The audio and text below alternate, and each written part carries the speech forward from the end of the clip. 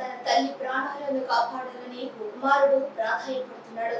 ఆరోగ్యశ్రీ పథకం వర్తించకపోవటం, CM relief fund కు ఎన్నికల కోడ్ కారణంతో మంజూరు కాలేదని నెల్లూరుకు చెందిన ముత్యాలపాటి వెంకట శివకుమార్ ఆవేదన వ్యక్తం చేస్తున్నారు.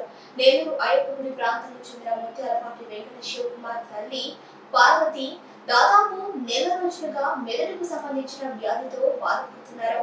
ఆమెను చికిత్స నిమిత్తం చెన్నై విజయ ఆసుపత్రికి తరలించి చికిత్స అందిస్తున్నారు. 7వ తారీఖు విజయ హాస్పిటల్ చేరింది. ఇంకా హాస్పిటల్లో ఐసీయూలో ఇంకా ఒక 10 days 50 days దాకా ఉండవలసి వస్తుంది. రోజుకి ₹1 లక్ష దాకా అవుతుందని చెప్పారు. ఇంకా 2 months 3 months బెడ్ రీడింగ్ ఉంటుందని చెప్పారు. మ్యాక్సిమం టోటల్గా ఒక నియర్లీ 20 lakhs దాకా అయితే అవసరం అవుతుంది. ఆ ఫోన్ నెంబరు 7032587031 నా ఫోన్ నెంబరు. నా పేరు Muthyalapati Venkata Shivakumar. PhonePe Google Pay number కూడా 7032587031. బ్రెయిన్ స్ట్రోక్ మా తండ్రి గారు ఒక 3 సంవత్సరాల క్రితం 4 years పెద్దాపులో యాక్సిడెంట్ చనిపోయారు. ఒక ఆలోచనలో ఇది బాగా ప్రజెంట్ దేవుడి వల్ల దేవుడిగా మేము కట్టుకునే పొజిషన్లో ఉన్నాము. కానీ వాళ్ళు కడితేనే మీరు లేకపోతే మీరు తీసుకొని వెళ్ళిపోండి అని సజెస్ట్ చేస్తున్నారు. తీసేస్తాం తీసేసుకోండి అంటున్నారు. కానీ ప్రజెంట్ బట్టి ఇంకా వాళ్ళు ట్రీట్మెంట్ చేస్తున్నారు. ఈ హాస్పిటల్లో చేస్తున్నారు. 4 లక్షలు దాకా కట్టి ఉన్నాము. కొంత దాతల సహాయంతో ఈ మధ్య ఒక 4 రోజుల నుంచి కొంత సహాయం అందింది.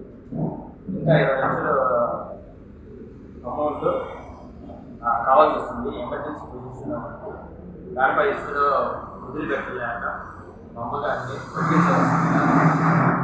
నా తల్లిగారికి ఊపిరి పోయాలని, దాతలు ఎవరైనా ఉంటే ముందుకు వచ్చి సాయం చేయాలని వేడుకుంటున్నాను. ఆరోగ్యశ్రీ వర్తించకపోవడంతో చెన్నైకి తీసుకెళ్ళినాక అక్కడ అనుకోకుండా ఎమర్జెన్సీ ఇప్పుడు ప్రజెంట్ కొంచెం స్టేబుల్గా ఉంటుంది. దయచేసి ఏమైనా దాతలు ఉంటే బతికించాలని కోరుకుంటున్నాను. మంటగుర్తు వార్డు వచ్చేసి మా అత్తగారు వచ్చేసి ముత్యాలపాటి పార్వతి మా అత్తగారి పేరు. ఆమెకి సడన్గా బ్రెయిన్ స్ట్రోక్ వచ్చి 1 month అయింది. సో ఫస్ట్ నారాయణ తీసుకెళ్తే అక్కడేమో ఆర్టీసీ కార్డు వర్తిబుల్ అవ్వదని చెప్పారు. ఇక్కడ ఆర్టీసీ కార్డు లేడం వల్ల మేము చెన్నై కానీ బెంగళూరు కానీ తీసుకెళ్ళండి అక్కడ స్టాఫ్ నారాయణ సార్ చెప్పారు. సో అందువల్ల మేము చెన్నై తీసుకోవాల్సి వచ్చింది.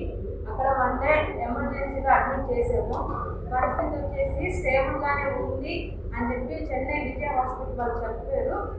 తర్వాత మళ్ళీ వచ్చేసి పేషెంట్ ట్రీట్మెంట్కి సపోర్ట్ చేయలేదని చెప్పి మళ్ళీ ఐసీయూలోకి తీసుకెళ్ళారు. ఐసీయూలో నియర్గా 15 days 20 days నుంచి ఐసీయూలోనే ఉందండి పేషెంట్.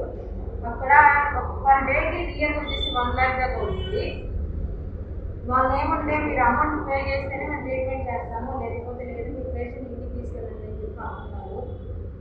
సో మా దగ్గర ఉన్నంత వరకు మేము పెట్టున్నామండి. 4 lakhs దాకా పెట్టున్నాము నియర్ ఇప్పటి వరకు.